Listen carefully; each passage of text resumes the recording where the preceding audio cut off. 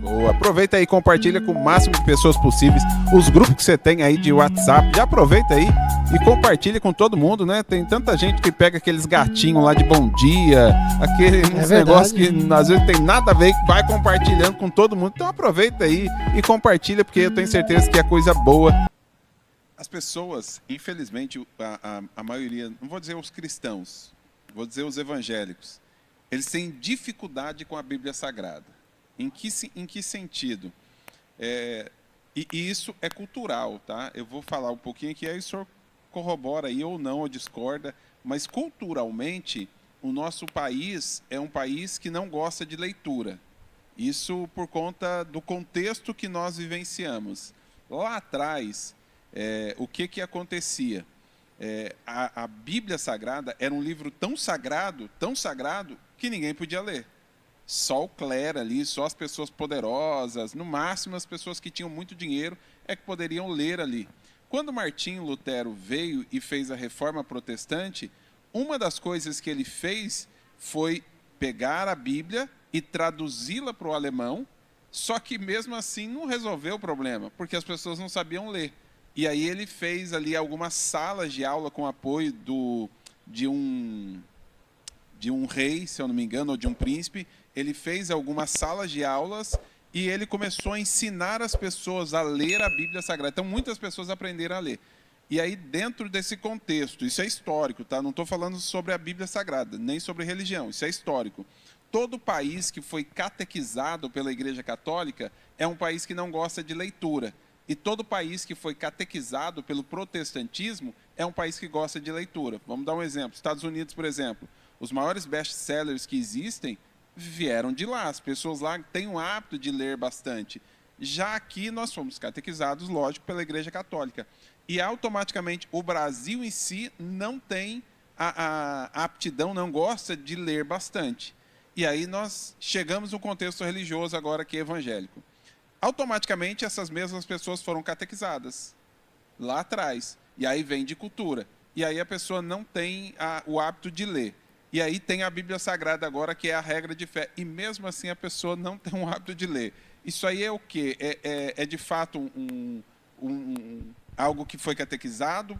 Ou é ignorância? Ou é espiritual? Ou é falta de interesse? Meu pastor, e hoje ainda tem a possibilidade do áudio, né? Se você tem preguiça de ler, dorme quando estiver lendo, né? Tem o áudio que ainda você pode, inclusive até para cursos de inglês, algumas pessoas recomendam até dormir ouvindo, que diz que o nosso inconsciente não para, né? Nosso subconsciente, né? não para, né? Então, não tem mais desculpa para não ler, né? A palavra de Deus, né? A palavra de Deus tem que ser constante realmente. Só um complemento, o pastor Ricardo falou aqui que depois de 2010 houveram inclusões de novas matérias. Ele falou também, citou sobre isso. Bom, vamos lá. Eu penso o seguinte, assim, observando o dia a dia, sendo participante dessa cultura e comunidade que é a comunidade brasileira, né?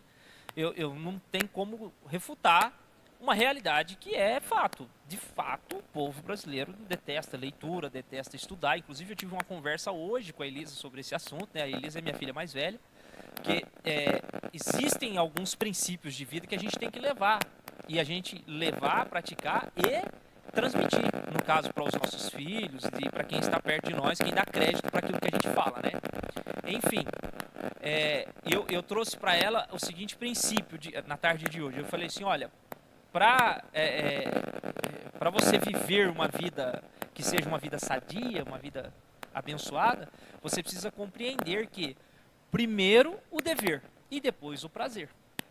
Então, primeiro a sua responsabilidade, primeiro a responsabilidade, primeiro o dever e depois o prazer. Na verdade, se você for observar isso, você consegue aplicar isso em todas as esferas da sua vida, né? Para ficar dentro do nosso contexto aqui, principalmente na área, por exemplo, profissional, que primariamente começa estudantil. Então eu exemplifiquei para ela, falei, olha, o papai hoje trabalha numa profissão em que eu gosto de estar trabalhando onde eu trabalho. Então eu tenho prazer de trabalhar ali. Eu não vou porque eu sou obrigado, nem porque eu sou forçado. Não é aquela coisa pesarosa que você sai de casa e fala, nossa, mais um dia de serviço naquele lugar nojento, horrível. Não, eu realmente gosto de estar lá. Só que para viver essa realidade que eu vivo ela hoje, eu tive que antes cumprir os deveres, as responsabilidades.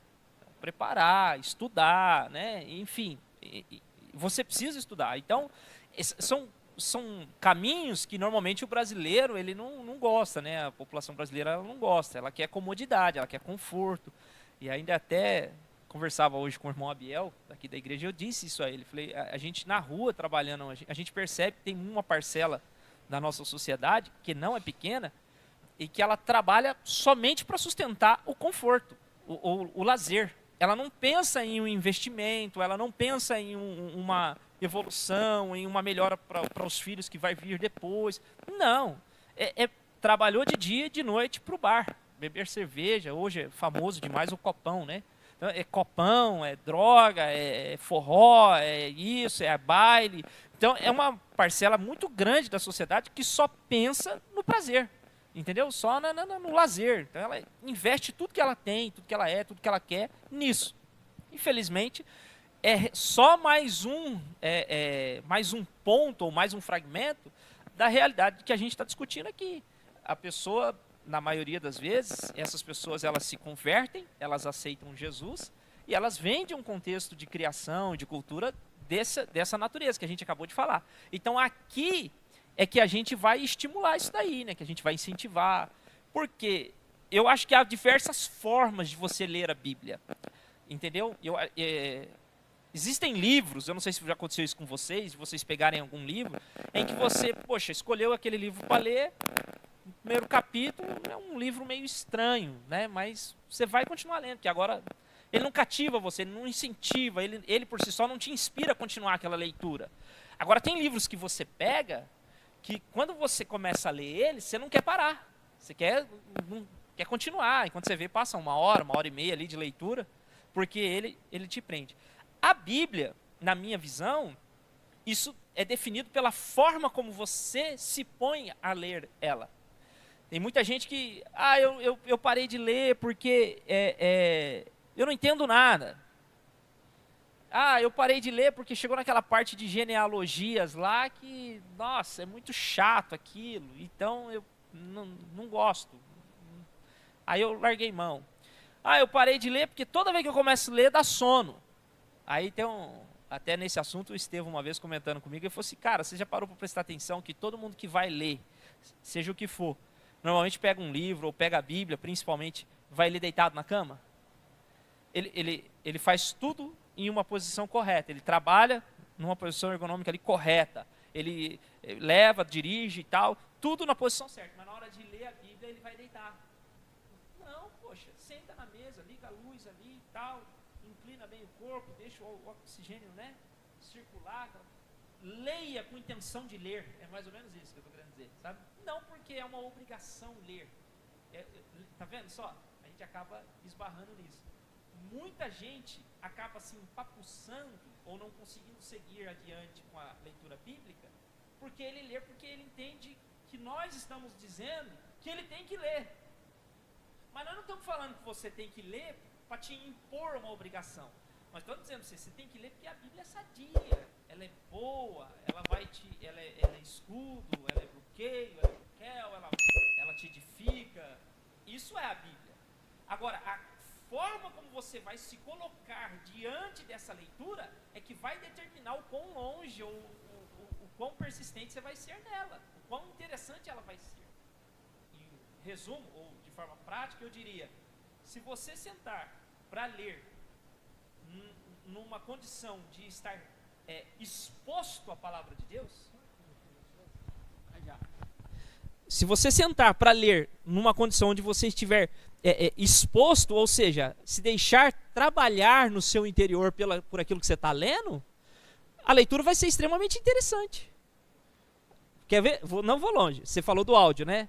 Priscila, minha esposa. Ela acabou de comentar aqui. Acabou de falar, né? Porque ela tá... Eu faço uso do método de audiobooks. Audiobooks, Então, ela tem lido, né, desde o primeiro dia do ano, assiduamente. Eu não sei qual é o programa que ela montou de leitura, eu sei que ela está lendo, só que ela está fazendo uso do áudio, entendeu?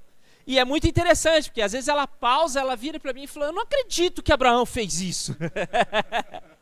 Poxa, Sara e tal. E ela, ou seja, ela está se deixando, ela está se permitindo ir lá na história. A leitura não ficou mais enfadonha, não ficou cansativa. Entendeu? Ficou interessante. Falei, puxa, mas como que... Por que ele mentiu? Qual era o objetivo dele? Aí eu falei assim, filha, anota. Porque agora você pode ir para o estágio 2. Lógico, eu vou sentar aqui, vou te esclarecer alguma coisa, mas é mais interessante você, de repente, pegar livros auxiliares que vão explicar um pouco mais a fundo o contexto histórico de Abraão e tal, o que estava acontecendo ali. Vocês entendem o que eu estou dizendo? Que isso acho que depende muito da condição que você se coloca na leitura. Essa é a palavra de Deus. Você pode encarar e fazer uma leitura como um livro chato, um livro... ou você pode sentar ali com expectativa de ser influenciado por ela, de responder perguntas que você tem, questionamentos que você tem. Você pode sentar ali para receber uma direção de Deus. Isso depende do jeito que você se condiciona a ler. Esse é um aspecto, irmãos. Tem vários outros.